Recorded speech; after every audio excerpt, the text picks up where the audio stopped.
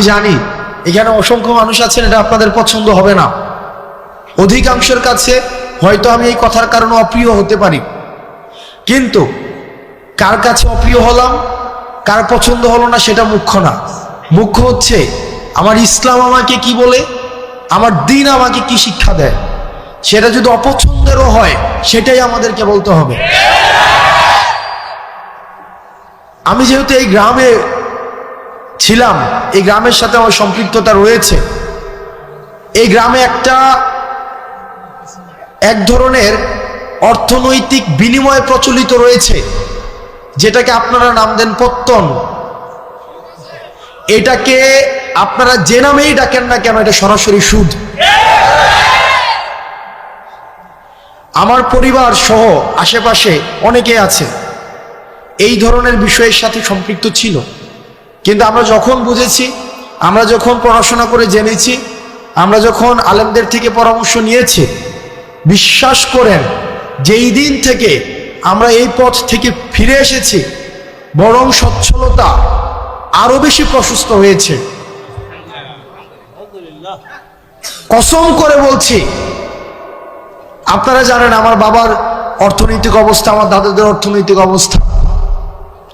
যেই দিন থেকে এই জায়গা থেকে আমরা ফিরে এসেছি, আমাদের অর্থনৈতিক যে সচ্ছলতা, আমাদের নিয়ামত সৃষ্টিকর্তা আমাদেরকে যেভাবে দিচ্ছেন, আমরা প্রতিনিয়ত আল্লাহর কাছে অকৃত্রিম কৃতজ্ঞতা প্রকাশ করি। আপনাদের কাছে অনুরোধ থাকবে, এই যে আমরা দেখি টাকা থেকে টাকা বৃদ্ধি পায়, এটা অসংখ্য পরিবারকে নিঃস্ব করে দেয়। আমি নিজে দেখেছি, আমার বাড়ির মধ্যে এইসব বিষয় মেল হয়েছে, ছোটবেলায় আমি দেখেছি, বা আমি দেবিদ্বার থেকে আসতাম যখন দেখতাম। অনেকে আমাকে অপছন্দ করতে পারেন, আপনি আমাকে অপছন্দ করেন, সেটা আমার দেখার বিষয় না, কিন্তু এটাই সত্য। এখানে সবাইও যদি অপছন্দ করেন, এটাই সত্য। এবং সুদের বিরুদ্ধে আমাদের একটা সামাজিকভাবে এটাকে প্রতিরোধ করতে হবে। আমরা আল্লাহর আইন চাই, সুদ মুক্ত সমাজ চাই। আল্লাহর আইন চাই, সুদ মুক্ত সমাজ চাই। আল্লাহর আইন চাই। আপনাদের কাছে অনুরোধ থাকবে, আপনারা সুদকে বন্ধ করে দেন। আমরা চেষ্টা করব, আপনারা যদি আমাদেরকে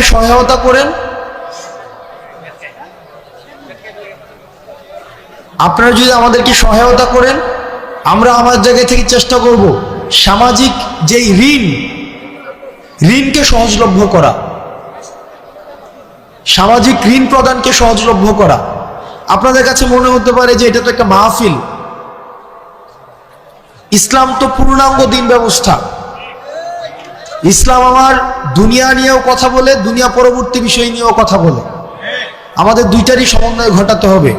আমি আমার ক্ষুদ্র জ্ঞানে, আমি যেহেতু সামাজিক সমস্যাগুলো আমার কাছে মানুষ নিয়ে আসে, আমার যেহেতু দৃষ্টিগোচর হয়, সেজন্য আজকে আপনারা শপথ করেন, যার এই ধরনের টাকা বিনিয়োগ রয়েছে পত্তন নামে, সুদ নামে, সেটা আর খাবেন না। আমরা ঋণকে সহজ করে দেব। আমিও বুঝতেছি যে আপনারা অনেকক্ষণ ধরে অপেক্ষা করছেন, যে আপনাদের যার বক্তব্য শোনার জন্য আসছেন, রফিকুল ইসলাম মাদানী সাহেব, উনি এই যে আপনাদের পিছনের বিল্ডিংটায় আছেন, মানে এই যে আপনার পিছনের বিল্ডিংটা, একটা মানুষ 8 ঘন্টা জার্নি করে আসছেন, 8 ঘন্টা, তো ওনার কিছু জরুরত হইতে পারে, তো উনি আবার বক্তব্য দিবেন। উনি 3.5 ঘন্টা কথা বলেছেন, 3.5 ঘন্টা, যেটা আসলে আল্লাহ ওনাকে রহমত এবং বরকত দিন। এই যে মসজিদটা আমাদের, যেটা 4 বছর হয়েছে মসজিদটা, এই মসজিদে গত 2 দিন আগে আমাদের এই উপজেলার জন্য 5 কোটি টাকা বিশেষ বরাদ্দ দেওয়া হয়েছে।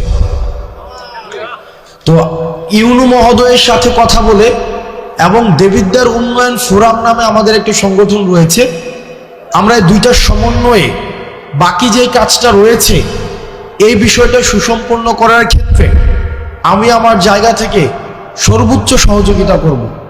আলহামদুলিল্লাহ। বাকি যে কাজটা রয়েছে আমরা প্রত্যাশা করি খুব দ্রুততম সময়ের মধ্যে ইনশাআল্লাহ আমরা এই কাজটাকে শেষ করতে পারব।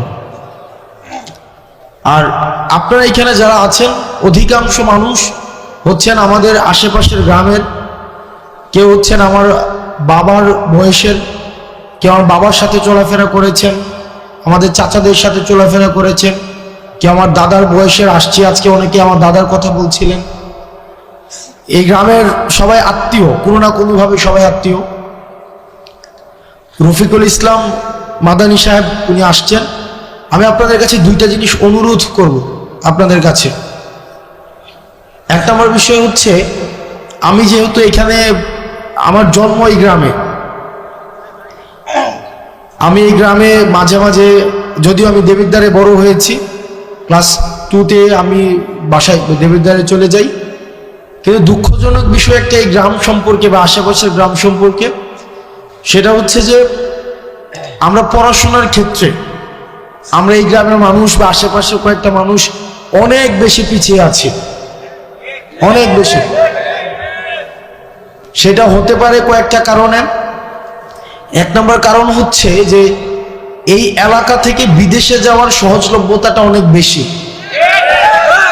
এটা ইতিবাচক যে মানুষ কর্মসংস্থানের জন্য মধ্যপ্রাচ্যে যাচ্ছে। আমার বাবা গিয়েছেন, এবং এখানে যারা আছেন আমাদের এই যে আমরা অর্থনৈতিকভাবে তুলনামূলকভাবে অন্যান্য এলাকা থেকে আমরা স্বাবলম্বী, এটা ঠিক, কিন্তু শিক্ষার ক্ষেত্রে আমরা অনেক বেশি পিছিয়ে আছি।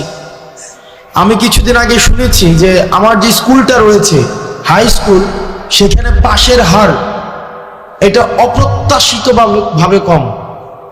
সারা বাংলাদেশে যেখানে এখন শিক্ষাক্ষেত্রে মান অনেক উঁচু, সেখানে পাশের হার অনেক বেশি কম। আমাদের গোপালনগরে আরেকটা মাদ্রাসা আছে, সেখানেও অপ্রত্যাশিতভাবে পড়াশোনার মান খুব বেশি উন্নত নয়। তো আমাদেরকে দিনী শিক্ষা এবং প্রচলিত যে শিক্ষা ব্যবস্থা রয়েছে, এই দুইটার মধ্য দিয়ে আমাদের নিজেদেরকে নাগরিক হিসাবে তুলে ধরতে হবে। সেই জায়গা থেকে আপনাদের কাছে অনুরোধ থাকবে, পড়াশোনার ক্ষেত্রে আপনারা যদি আপনাদের সন্তান, আপনি নিজে, আপনার ভাই বোন বা অন্যান্য কোনোভাবে যদি আপনারা মনে করে থাকেন কোনো সীমাবদ্ধতা রয়েছে, কোনো প্রতিবন্ধকতা রয়েছে, ইনশাআল্লাহ আপনারা আমাদেরকে জানাবেন। এই গ্রামে অসংখ্য মানুষ আছে, অন্তত 5টা শিক্ষার্থীকে অর্থনৈতিকভাবে আজীবন পড়ানোর ক্ষমতা সম্পন্ন মানুষ আছে। আমি অন্তত আপনারা আমাকে জানাবেন যে আমার ছেলেটা পড়তে চায়, আমার ভাতিজাটা পড়তে চায়, সে আমার বোনটা পড়তে চায়, আমার নাতিটা পড়তে চায়, কিন্তু আমরা অর্থনৈতিক সীমাবদ্ধতা বা পারিপার্শ্বিক সামাজিক প্রতিবন্ধকতার কারণে আমরা সেটা পারছি না।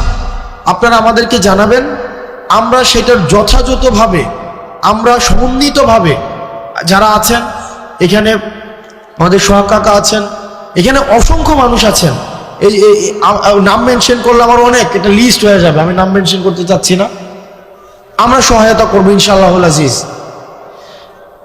কখনোই যেন মানে আপনাদের আর্থিক কারণে পড়াশোনা যেন না থেমে যায়। হুজুর আসতেছে।